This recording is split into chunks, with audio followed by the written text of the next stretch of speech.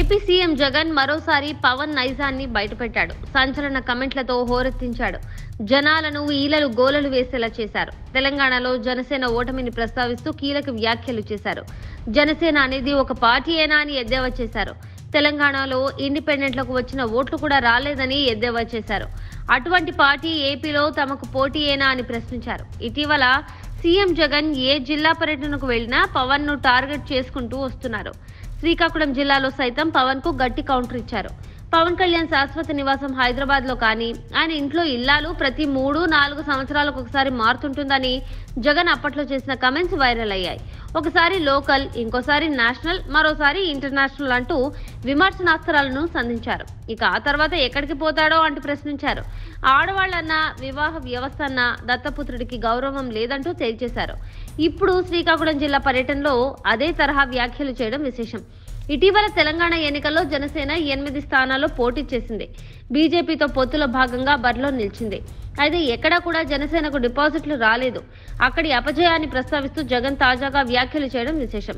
ఆంధ్ర పాలకులకు చుక్కలు చూపిస్తా అని తెలంగాణలో డైలాగులు కొట్టాడు ఈ ప్యాకేజీ స్టార్, మ్యారేజ్ స్టార్. ఆంధ్రకు వ్యతిరేకంగా ఆయన కొట్టిన డైలాగులకు తెలంగాణలో పడిన ఓట్లు ఎన్నో తెలుసా? అక్కడ ఇండిపెండెంట్ గా నిలబడ్డ నా చెల్లెమ్మ బర్రెలక్కకు వచ్చిన ఓట్లు కూడా ఈ దత్తపుత్రుడి పార్టీకి రాలేదు, డిపాజిట్లు కూడా దక్కలేదు అని జగన్ ఎద్దేవా చేశారు. ప్రస్తుతం ఈ కమెంట్స్, వీడియోలు సోషల్ మీడియాలో వైరల్ అవుతున్నాయి.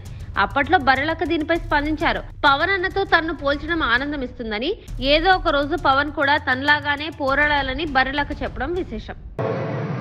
ఈ పెద్ద మనిషి చుక్కలు చూపిస్తాను అని చెప్పి తెలంగాణలో డైలాగులు కొడతాడు.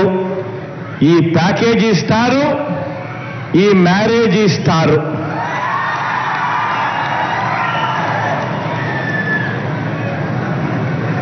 ఈ పెద్ద మనిషి పరిస్థితి, ఈ దత్తపుత్రుడి పరిస్థితి అక్కడ ఎలా ఉంది అంటే, ఆ తెలంగాణలో పోటీ పెట్టి ఇన్ని డైలాగులు, ఆంధ్ర రాష్ట్రానికి వ్యతిరేకంగా కొట్టిన ఇన్ని డైలాగులకు ఆయనకు పడిన ఓట్లెన్నో తెలుసా? చివరికి అక్కడ ఇండిపెండెంట్ గా నిలబడిన చెల్లెమ్మ బర్రెలక్కకు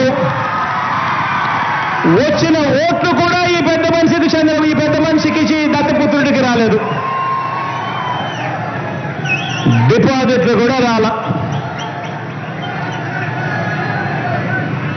Subscribe to Social TV Telugu for more videos. Hit the bell icon for faster updates.